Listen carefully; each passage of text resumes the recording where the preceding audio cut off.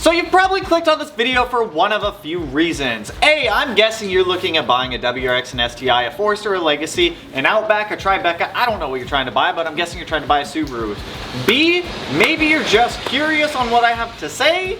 C, maybe you're bored and you're just watching YouTube. Or D, maybe this just autoplayed and you're sitting there eating some popcorn or some KFC or something. I don't know what you're doing. But anyways, I get asked this question all of the time, so I figured it'd be easier just to make one comprehensive list, condense it all down into one video for the top 5 things that you need to understand, watch out for, and look for when purchasing one of these cars. So the first thing I'm gonna say is just state the obvious. Obviously, Subarus are flat 4 horizontally opposed engines, and they're primarily all-wheel drive. If you don't know what a flat 4 is, it's literally, you can barely even see that engine.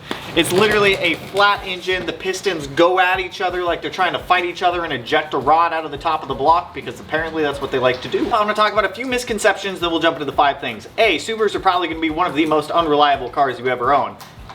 I mean, yes and no, if we're being honest. Unreliability of Subarus comes from the improper modification, the improper care of the vehicle. Subarus are very temperamental cars.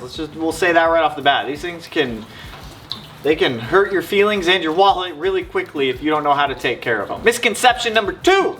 Head gaskets. Subarus blow head gaskets left and right. That's also not true. Early model naturally aspirated 2.5 liters that came in like Foresters and Prezas, things like that. Yes, they did. They had very bad head gasket problems, and that was an issue with Subaru.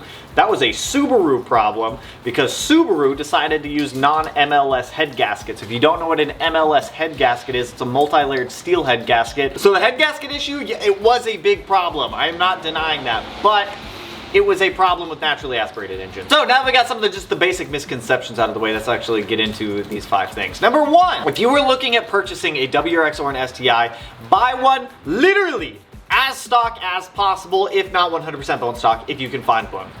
Dude, it's gonna be the biggest piece of advice I can give you right now. I'd say with one exception to that, unless the car is built by a very reputable shop and tuned by a very reputable shop, stay away from literally every modified Subaru. The barrier of entry into these cars is very affordable now. And with them being so affordable and people selling them, what people typically do to get some money back off of these cars before they sell them is they'll do like a half-assed part out on it. And when I mean a half-assed part out on it, I mean they only remove some of the parts. They'll remove like their access port or their tuning device. They'll leave some of the engine components on there, maybe a downpipe, fuel injectors, things of that nature, and they'll either trade in the car or just private sell the car to somebody. Now when that happens, I mentioned this earlier, these are going to be one of the most temperamental cars that you go to modify and own. With them being temperamental, when you have things like bigger injectors, a bigger downpipe, even an intake without a tune on there, it'll throw off the math scaling, it'll throw off AFR corrections, it'll throw so many things off where maybe you're the person that just bought a used WRX or STI and things are kind of acting a little bit strange, and then BAM! Motor blows up. And then you're pissed off at the dude who sold you the car, you're pissed off at the car, you're pissed off at Subaru, you hate this brand, you hate this car, you don't want anything to do with it, you want to go back to your Honda Civic or your LS. I don't blame you. Stay away from the modified ones literally as much as possible. In stock form, these things are reliable, they are solid, they need just the normal maintenance intervals at 20, 40, 60, 80, 100,000 miles and so on and so forth to keep them going on the road. Some of those are just basic oil changes and like a cabin filter or something like that. Now the other big thing with the used WRXs and the STIs that I see out there, and this happens very frequently as well, is people will go down the path of improperly modifying one of these cars, and there is a very proper way to modify one of these and a very improper way to modify one. When one does blow up, what people often do is they will buy a used JDM engine. Now, something that is different between Japan and the United States when it comes to the WRXs and the STIs is Japan primarily used 2 liters. EJ20X, EJ20Y, EJ205, 207, etc. In the United States, we had the 205 in the early model WRXs, but all the STIs were 2.5 liters. What a lot of people will do is they will buy these cheap used EJ20Xs, Ys, 205s and whatnot, and they'll swap them into their WRXs or their STIs in the States just to be able to get a cheap motor back in there so they can get out from under the car and sell it. Now, if you look right here in the engine, it's going to say either EJ20 or EJ25. If your car originally came with an EJ25, make sure that there is an EJ25 in that car. If it originally came with an EJ25 and it has an EJ20, I don't care how good that car looks, unless you were specifically buying a built 2 liter, stay away from it. That dude's got a real crackle tune on his Audi. Just like any other car, Subarus do have common issues and problems. So I'm gonna give you the run-of-the-mill for everything I can think of on this list. Now, with Subarus being a flat engine, the exhaust manifold sits under the car, and then you have something called an up pipe that goes from the exhaust manifold up to the turbo. Now, those up pipes, when they start to get old, the tack welds or the spot welds that hold the heat shields in place around the stock up pipe will crack over time. The welds will break, and then you're gonna have a nasty rattle coming from the passenger side of the engine bay. If they salt the roads near you and you're looking at buying any Subaru from, like, right now, I'd say 2016 back, go ahead, get that thing up on a lift and pull out the rear fender arches. Subarus like to rust in salty areas on the rear fender arches. And I'm not just talking about some surface rust, I'm saying they're gonna rust right through there. You're gonna have a nice watermelon sized hole in your back seat that you can see the road and your tire down on. Subaru steering racks love to leak. I don't know why. They love to leak. My WRX here, its steering rack was leaking at like 60,000 miles or like 70,000 miles or something like that. I don't even know if it's the original rack. I swapped it to an STI steering rack for a little bit better turning ratio. Even I've seen steering racks fail as early as like 6,000 miles. For some reason, these steering racks just love to pee fluid. Couldn't tell you why, but it's one of the more common problems. Or Subaru paint is very soft. It's probably the softest paint ever. You can see mine right here. Look, I just peeled off a piece of my paint. Subaru paint is extremely soft.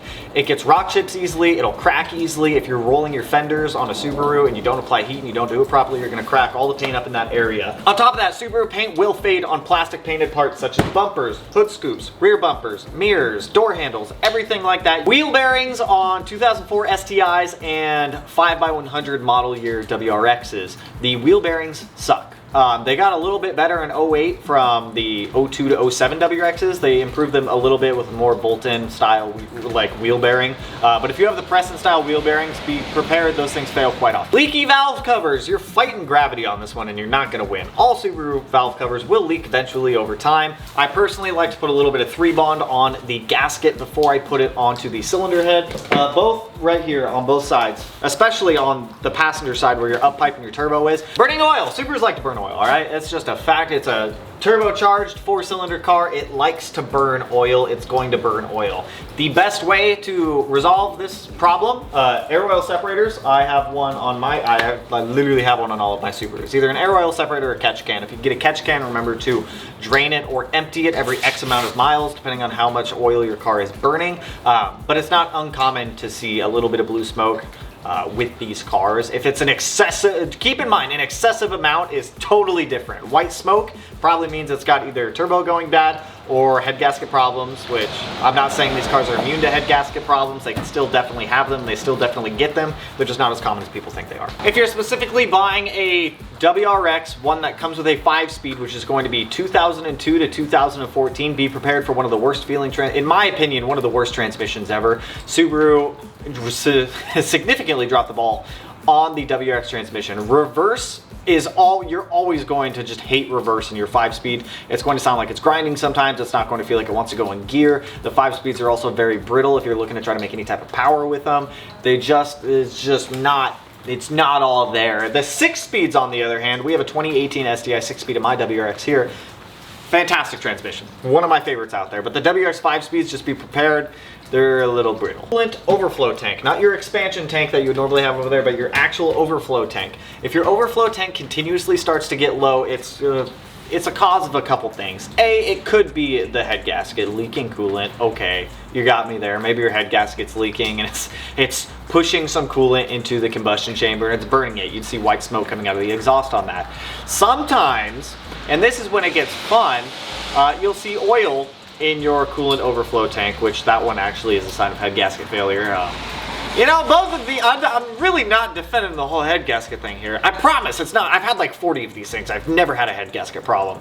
Number 3, if you are going to buy one that is modified, please, for the love of God, spend the extra money on a clean example of one that is properly built. Like I said before, it will save you so much heartache down the road that you will be so thankful that you spent the extra $5,000 on one that had 15,000 less miles, properly built and properly cared for. These cars get expensive quick when they are improperly maintained and improperly built. It needs a little bit extra attention other than something like a Honda, Toyota, something along those lines, okay?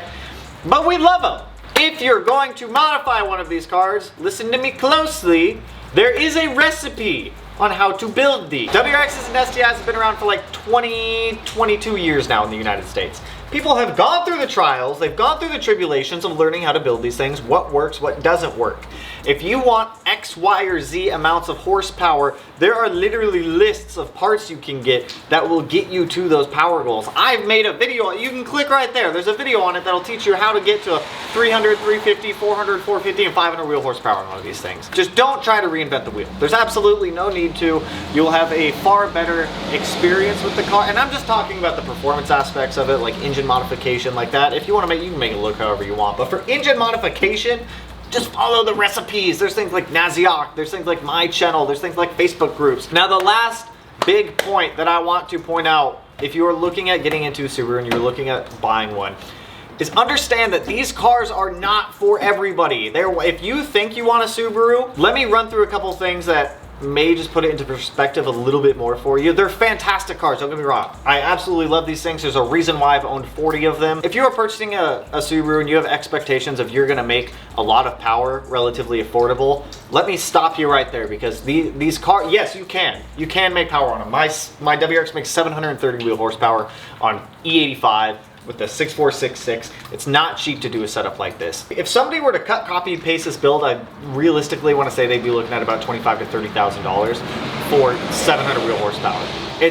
It's not a platform you're going to come into with the expectation of making power easily for cheap money. You can get 300, 350 wheel horsepower relative for a decent budget, I'd say. And if you're not looking to make a ton of power, great. These cars are fun. They're great daily drivers. They take to modifications very well when done properly, but just don't have the expectation that you're going to make a ton of power just stupid cheap. If you're looking at fuel efficiency, this is not the car for you. Even in stock form, fuel mileage sucks. I think you get like 16, 17 miles per gallon on the freeway. Something that is overlooked quite often. Because Subarus are all-wheel drive, they are already very temperamental cars. You will piss off the all-wheel drive system very, very quickly if you do have mismatched tires on your cars. You can destroy differentials. You will destroy them quite quickly if you are running like mismatched tires, tread wear, sizes, brands. If you get a flat, it sucks, but you're more than likely going to have to replace all four if your tires have any type of decent wear on them. If you know Subaru, if you know the roundabout with Subarus, you know what you're looking for. But for those that are new to the platform, new to getting into one of these, they're fantastic cars. There's a reason I've had 40 plus of them. They have a unique driving experience to them that you cannot replicate with another brand or manufacturer. The community standing behind these things is insane. The aftermarket support for WRXs and STIs is out of this world, but I just don't want to see anyone get burned and have negative experiences with the cars. They're a little bit different. They're not scary to work on though, I promise. Subarus are honestly one of the easiest cars to work on. I understand when you're looking at one that's all stock, you got hoses going everywhere, you have no idea what's happening, you got Jim Bob down in the corner playing with some crossover lines. You've got Henry down by the valve cover playing with some spark plugs. You don't know what the hell's happening, but it's a disco party in there, and you're just trying to find your way over to the turbo. I get it. It can look scary, but I promise, once you start getting into these and you start taking them apart, Subarus are going to be one of the easiest cars you ever work on. But I hope this helps answer some of your guys' questions when it comes to buying one of these used. If you have any, if I missed anything, for all my fellow Subaru people out there, please feel free to throw it down in the comments. This video is intended to help people who are going out and looking to buy one of these. Please, if you need to, take that list of common problems that I made. I'll put it down in the video description below. Take that list with you when going to look at a used one. Be like, okay, check this off, check this off, check this off, and make sure everything. Also, make sure you're buying, actually you can buy a rebuild title. You know, you buy whatever one you want, but these guidelines should help you buy one that is going to minimize the most negative experience you could possibly have with one of these cars. But with that, that's all I've got for you guys on this one. So if this video helped you, if you're looking at buying one, if you just found it entertaining, if you just wanted to see what I said, or if you just wanted to look at my beautiful face, hit that like button. If you're not already subscribed to the channel and you want to be, I'll put in one of these corners, no idea which one quite yet, but with that, I will catch you guys in the next one. So peace out, homies.